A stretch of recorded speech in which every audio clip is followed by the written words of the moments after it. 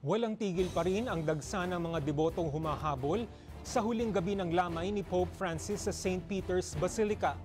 Samantalang magkakasama na sa Vatican ang tatlong Filipino cardinals na dadalo sa funeral rites ng Santo Papa at dadalo rin sa napipintong papal conclave. Ang balitang A to Z ni Barbie Bula.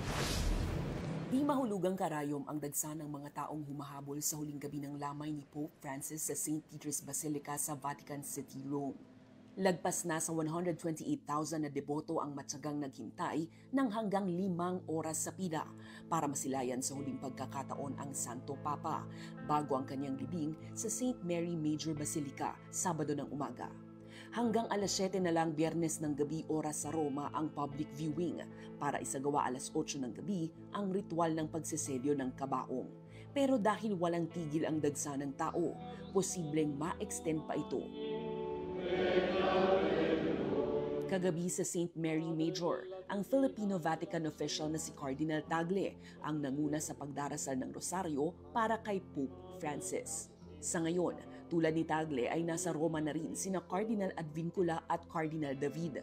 Matapos ang libing, lalahok ang tatlong Filipino Catholic leaders sa kasaysayang papal conclave sa Mayo.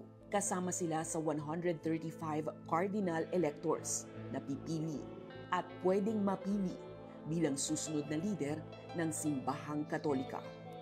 Para sa balitang A to Z, Barbie Mula.